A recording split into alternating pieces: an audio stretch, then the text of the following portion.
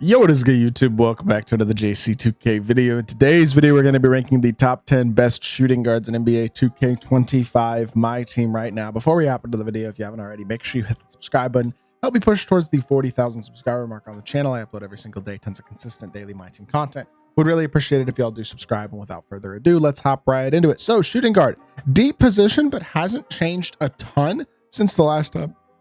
Since the last time I did this ranking. There's definitely several new cards, but there's a lot of returning cards on this list as well. And so, yeah, it's going to be an interesting list, and I hope y'all enjoy the video. First card at number 10 is actually going to be top of the class, Diamond Brandon Miller. I think this card is really, really nice when he is badged. He's 6'7" at the 2 with a nice release, super athletic, and not bad defensive stats. But the defensive badges do leave a little bit to be desired. Half poster, deadeye, shifty shooter. Gold badges as well, which are solid. But when you look at the badges that he is missing, things like Challenger, Glove, Pick Dodger, Immovable Enforcer, On-Ball Menace are all pretty important badges. Even like Immovable Enforcer, like all those badges are badges that you want to get on him. If you get a fully badged Brandon Miller, though, either badging him yourself or buying one with those badges added, then you're going to have a really, really good card at the shooting guard position. I think he is a super solid option at number 10. Number 9 is Poetry in Motion, Pink Diamond, Jimmy Butler. This is a card that I would never actually spend MT on because he is too expensive for how good he is, but he is a great defender, athletic, solid release, all that type of stuff, decent movement, but not amazing. But yeah, exceptional defensive card, good speed, good agility, bunch of Hall of Fame badges, which is very, very nice, but I don't think his animations offensively are like unbelievably top tier. It's the only reason he's down at number 9. I don't think he's like a bad card at all. I think he's very solid, but I don't think he's like the best card ever either. You know what I mean? There are definitely some better options at the shooting guard position than Jimmy Butler, but he's not a bad card whatsoever. Deserves a spot in the top 10. Maybe could be argued even a couple of spots higher if you wanted to. Number 8 is Season 2 Free Diamond, Kentavious Caldwell-Pope from Domination, 6'5". Is not incredible height, but he has an absolute burner of a jump shot. His jumper is maybe the best jumper that any shooting guard has, at least one of the top 2 or 3 on this list. Awesome shot. Not to mention he is a very good defender as well. 90 steal, 92 perimeter, 82 interior. Good speed, good agility, 84 vert as well. Now, badge-wise, I wish he had a few more total badges, but he's got a lot of good ones. Doesn't need a ton added, which is nice. Now, you still want to probably add handles for days, brick wall, strong handle, paint patroller, things like that. But he is a very solid card. And while he doesn't have an unbelievable amount of total badges, with his badges upgraded and added and stuff like that, he's still very complete and an absolutely exceptional 3-and-D shooting guard in my team. Number 7 is going to be Season 1 Pink Diamond, Tracy McGrady. T-Mac is still a very usable shooting guard. He was a great level 40 for Season 1 because he's still a really good card. I know his jumper isn't like the best jumper in the game, but it definitely still gets the job done. 94 3-ball, 97 driving dunk. Really, really elite offensive card as a slasher, of course, as well. He's got great size, and the size helps him defensively, especially when you get him badged. Things like Immovable Enforcer, On-Ball Menace, Pick Dodger, and Paint Patroller really elevate the card on the defensive end of the court. I think he's very, very solid, and I don't think he's got any significant flaws at the shooting guard position. Still a very, very good card, and I think number 7 even could be argued a little higher if you wanted to. Number 6 is going to be Andrew Wiggins from the Dunktober set from Season 1. Really good card, especially for his price. You can still get him for less than 150k MT, I would say.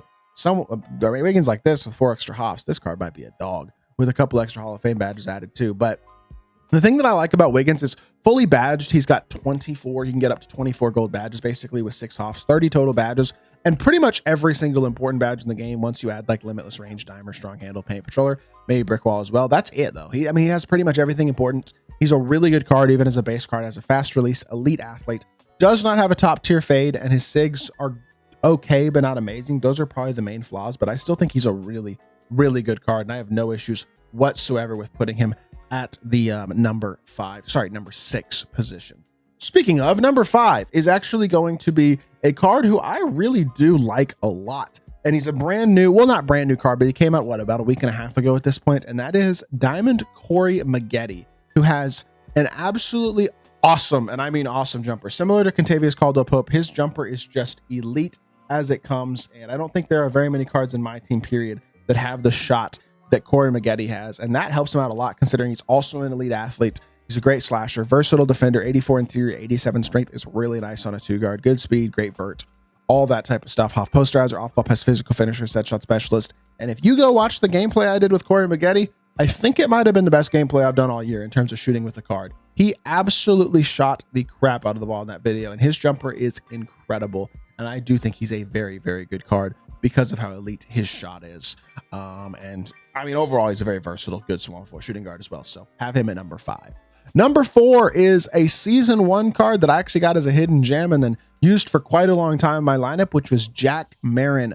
At 6'6", he's got an awesome release. He's a pretty solidly complete card. 91 3-ball, 80 driving dunk, 84 steal, 90 perimeter, 88 interior, 90 speed, 90 agility, 88 vert, 78 strength, 90 stamina. He is just a really, really good card. 3 Hoffs are Deadeye Limitless and Layup Mixmaster. 25 gold badges include pretty much everything else important once you badge him, which again, very complete card, not really missing any significantly important badges for a 2 guard. And he's a card that I still use a decent amount in my lineup. Not every single game. I kind of swap off between him and Franz Wagner as my backup shooting guard, but I really like him a lot. And I still think he's a great card.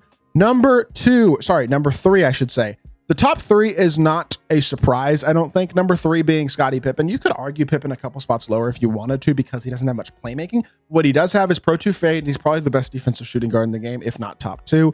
So he's an exceptional defender. He's super athletic, and he has an incredible release and a top tier fade. The one thing that he does not have is, again, that elite level movement. Is that a big enough flaw to put him not top 3? To me, the answer is probably not. But you could make an argument that the answer is yes if you wanted to. I still think he's an incredible card, though, and I have no issues whatsoever putting him top 3. Top 2, we're going to go with, which set was he in? He was in Dunktober. Paul George, who is ridiculously expensive right now. Goodness gracious. I guess that one has a bunch of extra Hall of Fame badges and a legend badge. What legend badge does Paul George have? I see why this card's going for a lot. I guess Strong Handle's not that great of a legend badge, but 15 Hoffs. Even as a base card, though, his badges are insane. Post res are limitless, handles for days, post lockdown, challenger, off ball, pestle, glove, interceptor, shifty shooter, lightning launch, on ball menace. Literally every single one of those badges is a good badge. He has very, very few flaws, and any flaws he does have badge wise, you can of course add on him to soup up. And then he's got the stats of an opal: 95 driving layup, 95 3-ball, 97 driving dunk, 94 ball handle, 90 block, 90 interior, 96 steal, 95 perimeter, 94 speed, 96 speed ball, 97 vert. Just an incredible card with no real flaws. If I had to say what his biggest flaw is, it's again similar to a guy like Wiggins. Doesn't have the very best movement or the best fade, but I think he's an incredible card nonetheless, and I have no issues whatsoever putting him very, very high on this list. But the best shooting guard in the game in my mind, and I don't really think it's a debate, is Pink Diamond Dr. J, Julius Erving, who is just an incredible card. Easily the best shooting guard in the game to me because he's similar statistically to guys like Pippen and Dr. J, where he's an exceptional shooter, exceptional slasher, really versatile, good defender, high strength. 93 strength on him is crazy. 96 speed, 96 agility, 96 speed ball. A ton to like about this Dr. J card. And then there's, I mean, when you think about the flaws those other guys had, it's the lack of shot creation. He's got a top tier behind the back. He's got really, really good movement and a great escape as well. He's just a really, really nice card at the shooting guard position in a way that very few shooting guards have the ability to do at my team, at all. I think he's a top tier card and very much deserving of the best shooting guard in my team. Arguably the best card in the game. I mean, probably Wemby, but after Wemby, I think it's Dr. J. He's that good of a card, and I do not regret buying him at all. I bought him for like, what, 800K the first day he came out, and I think he's probably more expensive than that now.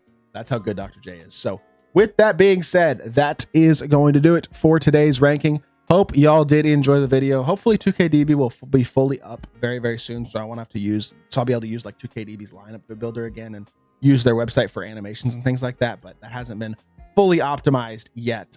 They had it up this morning and then it went back down. So we'll see when that winds up getting fully finished, but hopefully soon. Hope y'all did enjoy the video. If you did, make sure you hit that like button, leave a comment and subscribe. I'll be back with more 2K content very, very soon. I appreciate y'all. Peace.